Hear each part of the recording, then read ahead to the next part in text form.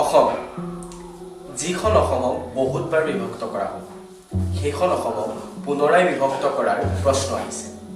এইখন অসমক পুনৰাই বিভাজন কৰাৰ কথা হৈছে কমতাপুৰক লৈ পেলাই জনগোষ্ঠীৰ পুনৰ উত্থানৰ কাৰণে বিশ্ব দৰবাৰৰ প্ৰতিষ্ঠাৰ কাৰণে আমি আজি কমতাপুৰ ৰাজ্যখন বিচাৰিছোঁ। যদি কমতাপুৰ বিচাৰে তেন্তে আমিও উজনি অসমক অসমৰ পৰা বেলেগকৈ বিচাৰিম বুলি কৈছোঁ। অসমেনো বিভাজিত হ'ব এই ৰাজনৈতিক উদ্দেশ্যৰ বাবে হ'ব নে সাংস্কৃতিক উদ্দেশ্যৰ বাবে হ'ব বা এটা জাতিৰ ৰক্ষাৰ বাবে হ'ব এটা জাতি ৰক্ষাৰ বাবে এখন ৰাজ্যৰ সৃষ্টি আমাৰ বাবে প্ৰয়োজনীয় হয় জানো বৰ অসমৰ কথা কৈছোঁ যিখন অসমত আমি আছোঁ সেইখন অসম আৰু কিমানবাৰ বিভাজিত হ'ব কোচ ৰাজবংশী জাতিটোৰ ৰক্ষাৰ বাবে কমতাপুৰ সৃষ্টি কেৱল মাত্ৰ উত্তৰ হয় জানো এটা জাতিৰ সাংস্কৃতিক ভাষা আৰু জাতিটোৰ ৰক্ষাৰ কেৱল মাত্ৰ উত্তৰ এখন নতুন ৰাজ্যৰ সৃষ্টি হয় জানো কমতাপুৰ কোচ ৰাজবংশী জাতিটোৰ ৰক্ষাৰ বাবে কমতাপুৰ সৃষ্টি উত্তৰ হয় জানো আমি নৱপ্ৰজন্ম আগন্তুক দিনত আমি কেনেকুৱা এখন অসমত থাকিব বিচাৰোঁ আমি এনেকুৱা এখন অসমত থাকিব বিচাৰোঁ নেকি যিখন অসমত বড়ো ৰাভা তিৱা মিচিং কোচ কছাৰী আহোম আদি সকলো জাতি জনগোষ্ঠীৰ মাজত বিভেদ আৰু বিভীষিকাময় পৰিস্থিতিৰ সৃষ্টি হয় আমি এনেকুৱা এখন অসম কেতিয়াও নিবিচাৰোঁ যিখন অসমত ঐক্য আৰু সম্প্ৰীতি নাথাকে আমি নৱপ্ৰজন্ম আমাক কেনেকুৱা অসম লাগে যিখন অসমত বড়ো ৰাভা তিৱা মিচিং কোচ কছাৰী আহোম সকলো একত্ৰিত হৈ ঐক্য আৰু সম্প্ৰীতিৰে থাকে আমাক এনেকুৱা এখন লাগে যিখন অসমত চিলাৰায় আৰু চুকাফা আৰু লাচিত বৰফুকন তথা জোঙাল বলহু সকলোকে সমান দৃষ্টিৰে চোৱা হয় দেখা পাইছোঁ যে বৰ্তমান অসমৰ মুখ্যমন্ত্ৰী ডক্টৰ হিমন্ত বিশ্ব শৰ্মাই এই কমতাপুৰ বিষয়ক ভিন্ন ধৰণে মন্তব্য দিছে এটা কমতাপুৰ আহি গ'ল ময়ে নাজানো মই বহুতবাৰ সুধিছোঁ চিফ ছেক্ৰেটাৰীক যে কিবা কাগজ পত্ৰ আহিছে নেকি বোলে ছাৰ একোতো নাই বোলে কিবা ৰেফাৰেঞ্চ বোলে একো নাই কিবা দূৰে দূৰে কিবা ৰেফাৰেঞ্চ আহিছে নেকি বোলে সেইটোও নাই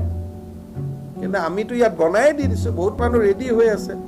যে ২৬ তাৰিখে ৰাতিপুৱাই কমতাপুৰ ইতিমধ্যে আমি দেখা পাইছোঁ যে বৰ্তমান অসমৰ মুখ্যমন্ত্ৰী ডক্টৰ হিমন্ত বিশ্ব শৰ্মাই কমতাপুৰ ৰাজ্য গঠনৰ এই বিষয়টোৰ ওপৰত ওলোটা মন্তব্য দিছে তেওঁ স্পষ্টৰূপে এই কথাষাৰ কৈছে যে কেন্দ্ৰ তথা অন্য ধৰণৰ কোনো ধৰণৰ উপযুক্ত উৎসৰ পৰা তেওঁলোকে অফিচিয়েল কোনো ধৰণৰ ষ্টেটমেণ্ট পোৱা নাই এই কথাষাৰৰ পৰা এইটোৱে জানিব পাৰি যে কমতাপুৰ বিষয়টোক লৈ পিনি বৰ্তমান সংবাদ মাধ্যম বা বৰ্তমান সমগ্ৰ অসমত এক কৃত্ৰিমভাৱে এক নতুন ভাৱধাৰাৰ সৃষ্টি কৰা হৈছে নেকি নৱপ্ৰজন্মৰ প্ৰতিনিধি হিচাপে মই এইটো প্ৰশ্ন কৰিব বিচাৰিছোঁ যে কোচ ৰাজবংশীসকলক যদি কমতাপুৰ প্ৰদান কৰা হয় তাৰ ফলত আমাৰ অসমৰ কি লাভ হ'ব বা কোচ ৰাজবংশীসকলৰ কি লাভ হ'ব আজি কমতাপুৰৰ যি ৰাজনৈতিক পৰিচয় কমতাপুৰৰ যি ৰাজনৈতিক উদ্দেশ্য বা কমতাপুৰ সৃষ্টি কৰাৰ যি ৰাজনৈতিক উদ্দেশ্য সেই ৰাজনৈতিক উদ্দেশ্য সফল কৰি যদি কমতাপুৰ ৰাজ্যখন সৃষ্টি কৰা হয় তেন্তে কমতাপুৰ ৰাজ্যত থকা সেই কোচ ৰাজবংশী জনজাতিসকলৰ লাভ হ'ব নে লোকচান হ'ব আজি এনেকুৱা এটা সাংগঠনিকভাৱে তেওঁলোক শক্তিশালী হয় নেকি যে এখন ৰাজ্য বা এখন নতুন ৰাজ্য তেওঁলোকে শাসন কৰিব পাৰিব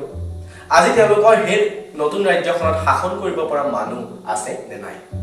আমি কিদৰে এৰি দিব পাৰোঁ এখন নতুন ৰাজ্য সৃষ্টিৰ সেই যাত্ৰাটো য'ত এটা জাতি ৰক্ষাৰ্থে এটা ভাষাৰ ৰক্ষাৰ্থে তেওঁলোকে মাগিছে এখন নতুন ৰাজ্য য'ত তেওঁলোকে নতুন শাসন কৰিব তাৰ ফলত সেইসকল মানুহৰ সেইসকল নিথৰুৱা মানুহৰ সেইসকল খেতিয়কৰ সেইসকল সাধাৰণ মানুহৰ অৰ্থনৈতিক যি জীৱন সেই অৰ্থনৈতিক জীৱনটো সামাজিক জীৱনটো আমি ভাবুকিলৈ আনিছোঁ